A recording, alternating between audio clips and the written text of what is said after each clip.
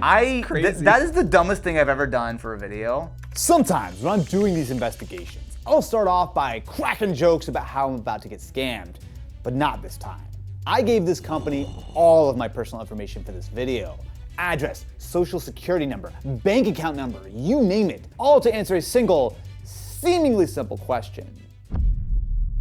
Today we have a big one. Now these guys have been around for decades, and the promise sounds great. Get your hands on tech furniture for a small weekly price, return it whenever you want, or buy and actually own it. But this is a company who offer a PlayStation 5 with a $1,000+ cash price, and if you rent it all the way through the end of the term, you can spend over $2,000 on a standard PS5, which really leads me with the question of, is Rent-A-Center a scam? Okay, so that did not go as planned. We walked in and they have no PlayStations. They have TVs and a whole lot of furniture, and that is it. But as we started to look at them for this video, Rent-A-Center is so much bigger and so much more sophisticated than just selling you TVs and renting you PlayStations and couches and stuff, that I think that it really does merit, I think, a deeper look. Unfortunately, that deeper look is gonna have to wait until I can actually get my hands on something from Rent-A-Center, because this one told me they're out of PlayStations, and the online store apparently doesn't work, which I find that hard to believe. So getting started online just by submitting an order, or you can visit a Rent-A-Center store. Tried that, didn't work. Step 2, payment setup and delivery. We'll finalize your order details, set up a payment plan, and schedule a free delivery or curbside pickup where available, okay? And then enjoy worry-free with our easy ownership options, product repairs included during the life of the agreement, and no long-term commitment. Okay, let's dive in. This is one of those ones where I know that maybe not all of us read the fine print on things. This is one where you should probably read some fine print. Do I need a good credit score to rent from Rent-A-Center? No. We consider many factors in reviewing your application and regularly approve customers with less than perfect credit history. What is Rent-A-Center's return policy? At any time, you can contact your store to schedule a return of your product or return the merchandise in person and pause your payments. When you're ready, you can come back, reinstate your agreement to get the same or comparable item, and pick up your payments right where you left off. So you can see how easily this could get you into trouble. You look at it and go, $30 a week, I can handle that no problem. But maybe 4 or 5 months from now, you can't handle that anymore. You have to return it, and you can very easily end up with literally nothing. You borrowed a PlayStation for 4 or 5 months, and you spent more than the entire PlayStation was worth for the privilege. Okay, I'm gonna keep going here. The longer I go here, the more visibly upset I'm gonna get. So, this is me. I'm 7/10 upset. See how far we make it by the end. So your options are small, flexible payments. You can own it when you're ready, or you can pick up where you left off. So here's the PS5. So let's just choose the $23.99 a week option.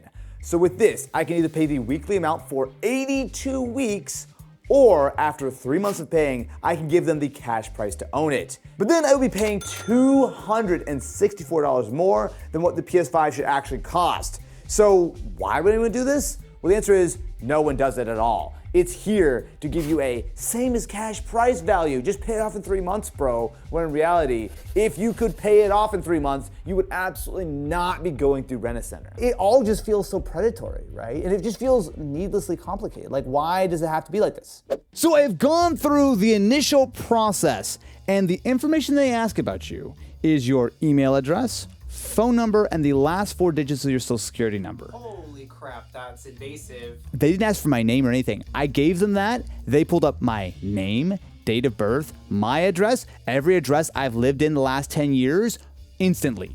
So that's great. I mean, super convenient, right? So they approved me to get $2,000 worth of stuff. But when I went through that process, the online account's like, good job, you're approved, let's go, add more stuff to your cart, yada, yada, yada. But at the same time, the store has reached out and they've texted me basically going like, oh, hey, we actually don't have that PS5 in stock. We're gonna try to find you another one. I'm like, okay. So I'm pre-approved. That's the good news, right? I can get myself a PS5, everything's fine once they track one down. Except, I'm not pre-approved. Let me read you an email that I just received. Hey, this is from the store. Hey, we actually need just a little bit more information to complete your rental form. You know, we already have your social security number, your date of birth, your phone number, your address, all that kind of stuff. We just need a couple more things. I'm just gonna list off real quick. We need your source of income, So the name of your company, address, phone number, department, pay cycle, and pay stub, casual. Your landlord, so please tell us the name of your landlord, the phone number, when you moved in. We need 4 personal references, first and last name, phone number, relationship, and send us a photo of your ID or driver's license. I don't like this. If you can believe it, this is going even farther off the rails. So after they sent me that email asking for all that personal information that would almost certainly make it clear that I am a YouTuber doing a video on their product, I responded to the guy. So first of all, he did text me saying that they did find a PS5 for the same amount of money that I had agreed to online, so that's great. But then I responded saying, hey, I looked at the email and that feels like way too much information for renting a game console. The online account said I was already approved. He responded, we are rent to own and we need to verify all that information before we are able to delivery or release any of our products. We also use Acima to finance some of our products. They asked for less information. So Acima, come to find out after a little bit of Googling, is another Rent-A-Center brand. So my understanding is that the corporate parent company of Rent-A-Center is called Upbound Group. They used to be called Rent-A-Center. They got sued a bunch, as we'll probably discuss later. So they rebranded as the Upbound Group, and they have multiple divisions, right? So there's Rent-A-Center, which actually has the physical items in the stores, but Acima is kind of like the same concept, except at other retailers. So I told him, yes, I would love to check that out. Acima works on the items from your store. And he responded, yes, correct, I'll send the link now. So we're 3 layers deep here, and that if you are unable to be approved or you're not willing to give them all the information to Rent-A-Center, their side brand Acima will apparently also let you do the same thing, but presumably with less information needed. I just feel like this is garbage all the way down. We just keep digging and it just gets worse and worse. 404 page not found. Are you kidding me? The link he gave me just doesn't work. Great. Then let's try this. Let's just try to shop online. Let's get something from, I don't know, Walmart. That feels reasonable enough. Oh, okay. They're gonna tell me the basics of leasing. So your path to ownership is this. Acima owns the lease items. If you make all of the lease payments or use an early purchase option, you will own the property. If you do not use an early purchase option, you may pay more than double the retail price. So if you don't early purchase, you can pay more than double. Let's do this. Let's see what it would cost if I bought a PS5. So PS5 is what? $650? No? Let's try that. So $650, $650, which is the cost of my PS5. And the payment, let's just do monthly just to make it clean and simple compared to Rent-A-Center. What is my estimate? My initial payment is $49 a month. It would give me 12 payments, which means that I will end up spending $1,663. That's slightly better than Rent-A-Center, but not by much. Oh, and here we go. It is the exact same thing. So they're asking for the mobile phone number, the last 4 digits of your social security number, and the email. All right, fine. Let me go through the application and we'll see what happens on the other side. Probably sadness. Sorry, we were unable to approve you at this time. What? I can apply again in 60 days. Okay, so this was actually much more invasive than the Rent-A-Center. So I gave them the initial bit of information like I did with Rent-A-Center. The last 4 of my social security number, phone number, and email. With Rent-A-Center, that was enough for them to pull up all of my information, and I got the approval from that point until they asked for stuff over email.